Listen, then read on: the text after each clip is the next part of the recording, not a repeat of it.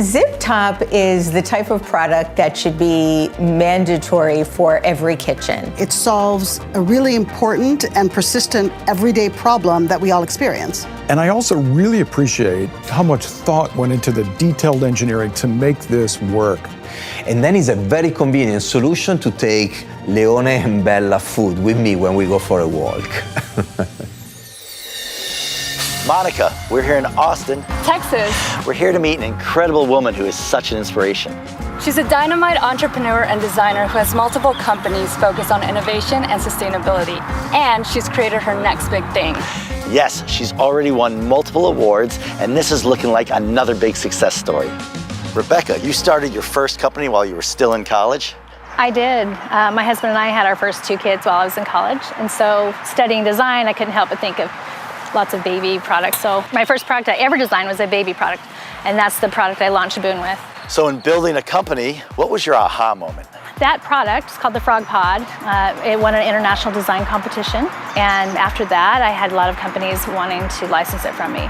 And one of them invited me to meet the design team, who were all men with no children, which I found interesting and realized I could really offer a lot to that space. So you've been with Rebecca from the beginning. I have, yeah. We finished school together and started our first business together. And there was a gear shift 17 years ago, I understand? Yeah, 17 years ago, she won a big competition, international competition.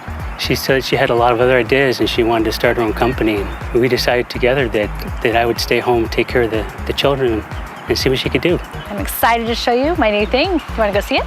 Sure, that's why we're here in Austin.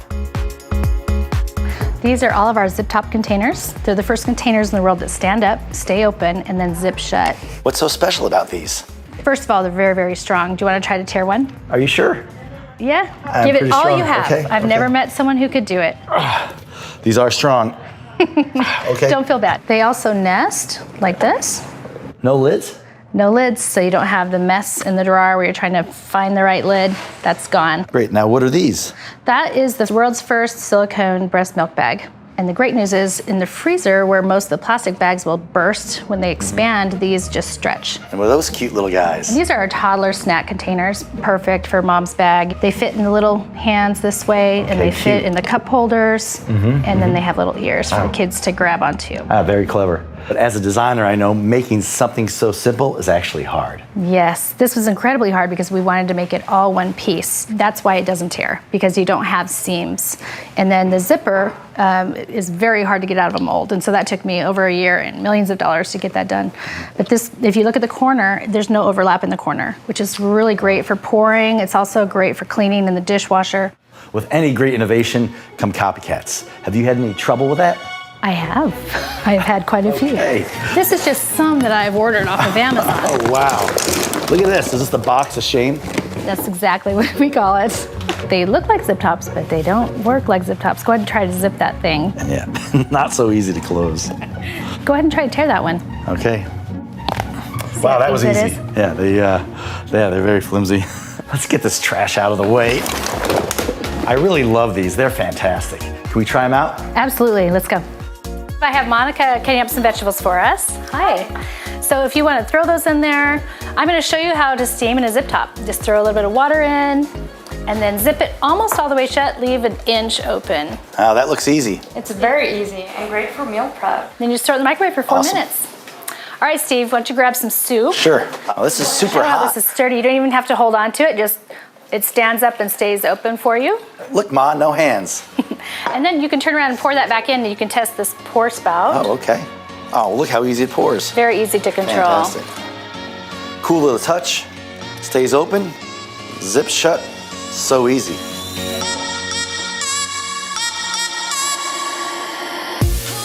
Okay, guys, we're gonna take it to the next level.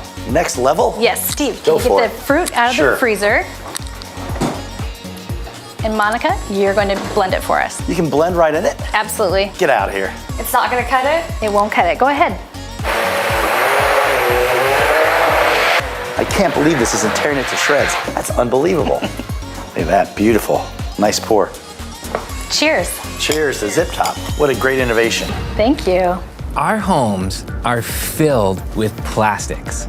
But there's a smarter way to do things. Using hemp's the future of housing insulation, period. It's fantastic. It is all about sustainability, non-toxic materials. I think it's outstanding because of the impact it can make on a large scale. I would endorse this tomorrow. I think every house being built moving forward should be using hemp insulation. Plastic, it seems, is in nearly everything, including houses. Factories like this right here make plastic pellets that find their ways into homes all over the world. These houses are primarily made of plastic, petroleum-based products, and it didn't used to be that way. Before World War II, houses were made of natural materials, mostly wood, stone, but pretty much everything you see here on the exterior of the home is plastic. From a health perspective, these plastic products contain toxins that can be released into the homes of those that live in them, and it can make people sick. Yeah, it's almost like, and I don't mean this negatively, but it's almost like every house is kind of lying a little bit. It is. You know, I'm made of wood, but in fact, it's petroleum. That's right. This is kind of the deconstruction of a conventional, current convention of building. When you look at this, from the outside it looks like wood, but it looks like it's plastic. Your vinyl siding that also kind of looks like wood, well, there we go, it's plastic again. Here's some OSB board, which is used as sheathing, filled with adhesives, plastic. Conventional studs sometimes have flame retardants in them. This is a newel post top. Used to be carved wood, now plastic. Plastic. We have paint. Yep. With pretty color. So yellow. Wouldn't be great to have a kitchen in yellow, made of plastic. And plastic. And then we have, plumbing. Yeah, sure. Plastic, vinyl. Yes. Even a towel rack these days, plastic. Yeah. This is a real favorite lately, luxury vinyl tile or luxury tile. Plastic, not wood at all. And this is a brick made from hemp and lime and water.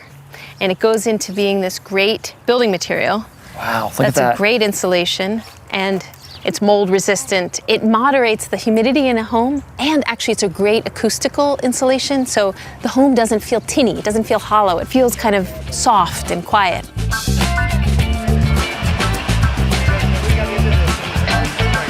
So Court, I see this house behind us and it looks like there's hemp being used all throughout it. Why hemp?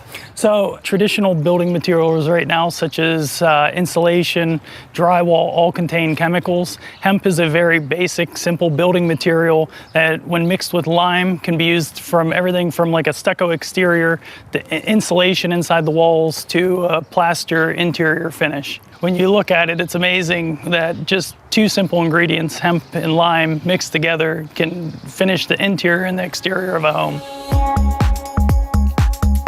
So this is hemp and lime and maybe some water? That's all that's in this? Correct. It's a very simple biocomposite insulation walling material made of the inner woody core of the fiber industrial hemp stalk and a lime-based binder. Lime is abundantly available, right? It's one of the most abundantly available resources on the planet. And again, hemp can grow anywhere. It doesn't grow well everywhere, but it absolutely can be grown anywhere. And we're certainly in an area where it does grow well. So it is very local. And again, one of the wonderful things that Don has done here is to prove that you can revitalize a community. You can take an existing home, retrofit it with a carbon storing, carbon sequestering material that's grown right down the street. Thereby, you're essentially keeping everything in the same community. We started in this community really with the goal of just making a couple houses accessible, creating home ownership opportunities for people with disabilities, and it's really grown into this much larger community revitalization project. The whole goal was to include people with disabilities into society. I look at it from a different way. I want society to be incorporated into people with disabilities. I created Dawn Enterprise back in 2011, but I wasn't smart enough to make it work. So when we hired Court, he made it work. Everything from vacant blighted property rehabs to new home builds, community gardens, infrastructure improvements, and it's really has continued to take off, and I mean, it's not slowing down anytime soon.